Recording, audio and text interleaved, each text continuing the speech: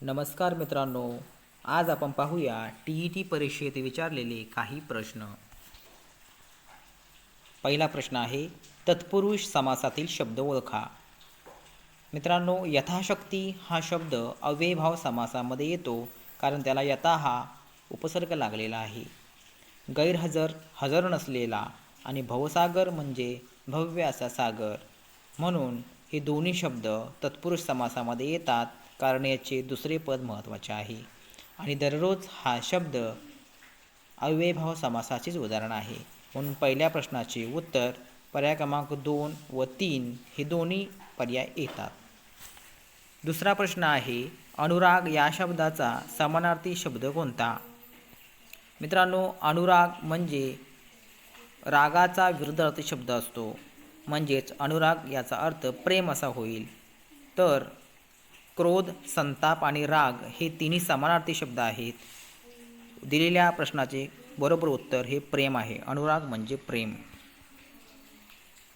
तिसरा प्रश्न आहे बघा, विरुद्ध शब्दांची अचूक जोडी नसलेली जोडी कोणती?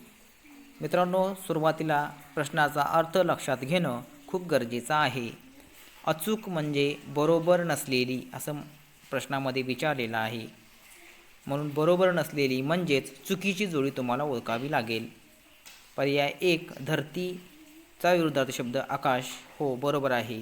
होयला, नाही, अवघड, सोपे आणि सुलभ आणि सोपे हे बघा पहा, पर्याय क्रमांक 4 मध्ये दिलेले समानार्थी शब्द आहेत, ते विरुद्धार्थी होऊ शकत नाहीत. म्हणून दिलेल्या प्रश्नाचे उत्तर पर्याय क्रमांक 4 असेल. चौथा प्रश्न आहे बा, अचूक शब्द ओळखा. आदरणीय, आदरणीय, आदरणीय आणि आदरणीय. तर याच्यामध्ये तुम्ही व्यवस्थित याचं स्पेलिंग पाहिलात तर पर्याय क्रमांक 1 हा आदरणीय उत्तर बरोबर असतो.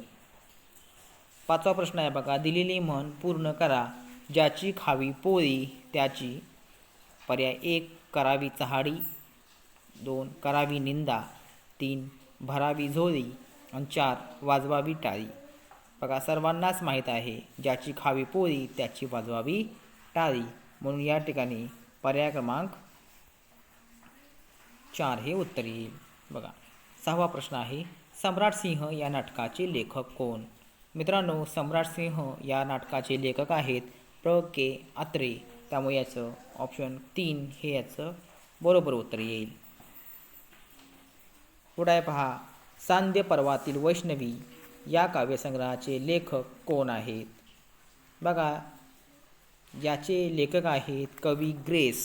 म्हणजे पर्याय क्रमांक 4, कवी ग्रेस यांना निसर्ग कवीसुद्धा म्हणतात. संबोधनयुक्त शब्दरूप ओळखा. संबोधन म्हणजे हाक मारणे. इथं पहा, देवी, देवतांनो, देव आणि देवता. तर पर्याय 2 मध्ये आहे बघा, देवतांनो. जिथं हाक मारलेली असते तिथेच संबोधन असतं. संबोधन म्हणजे हाक मारणे असा याचा अर्थ होतो. याचा उत्तर असेल पर्याय क्रमांक 2. पंतप्रधान म्हणाले की युवकांनी उद्यमशील बनावे. वाक्याचा प्रकार ओळखा. मित्रांनो, पंतप्रधान म्हणाले की युवकांनी उद्यमशील बनावे या वाक्यामध्ये पंतप्रधान काय म्हणाले याचं स्वरूप थोडं स्पष्ट केलेलं आहे आणि स्वरूपबोधक वाक्य हे मिश्र वाक्य असतं. त्यामुळे याचं पर्याय क्रमांक उत्तर 3 हे असेल. भरधाव या शब्दातील उपसर्ग ओळखा. मित्रांनो, उपसर्ग हा वाक्शब्दाच्या सुरुवातीला लागलेला असतो आणि याच्यामध्ये भर हा उपसर्ग आहे, म्हणून इथं पर्याय क्रमांक 4 हे उत्तर असेल. प्रश्न क्रमांक 11, आई किंवा वडील यांना पत्र लिहिताना कोणता अचूक मायना लिहावा? हे जर वाचन तुमचं व्यवस्थित असेल तर तुम्हाला उत्तर बरोबर येईल. पण इथे बघा विद्यार्थ्यांनो, इथं तुम्हाला तीर्थरूप किंवा तीर्थस्वरूप पहिली वेलांटी, दुसरी वेलांटी म्हणजे इथं शुद्ध आणि अशुद्ध शब्दाचा प्रश्नसुद्धा याच्यामध्ये इन्क्लूड केलेला आहे. तर आई वडिलांना आपण तीर्थरूप वापरतो. मग दुसऱ्या आणि 3 पर्यायामध्ये आहे, तर ती दुसरी म्हणजे पर्याय क्रमांक 3 हे तीर्थरूप बरोबर आहे. आणि तीर्थस्वरूप हे आपण आपल्या बहीण किंवा भावाला पत्र लिहिताना वापरत असतो. म्हणजेच मोठा भाऊ किंवा मोठी बहीण असेल तर आपण तीर्थस्वरूप वापरत असतो.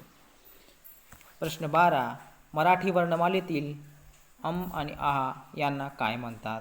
तर सर्वांना माहीत आहे, अम आणि आहा यांना स्वरादी असं म्हटलं जातं. पर्याय क्रमांक 2 हे त्याचं उत्तर असते. भास्कर या शब्दातील योग्य व अचूक लघु गुरुक्रम ओळखा.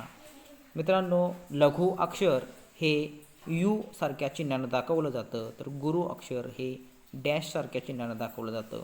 यामध्ये बघा, भास्करमधील भा हा दीर्घ स्वर आहे, दीर्घ आहे म्हणून भाच्या ठिकाणी आपल्याला डॅश द्यावे लागेल पहिल्यांदा. आणि जरी जोड शब्द असेल, स ला क जोडला असेल तरी क हे ऱ्हस्व अक्षर असतं आणि र हे सुद्धा ऱ्हस्व अक्षर आहे या ठिकाणी, म्हणून क आणि र साठी यू च्या सारखं चिन्ह वापरावं लागेल. म्हणून इथं पर्याय क्रमांक 1 ह्याचं उत्तर येईल.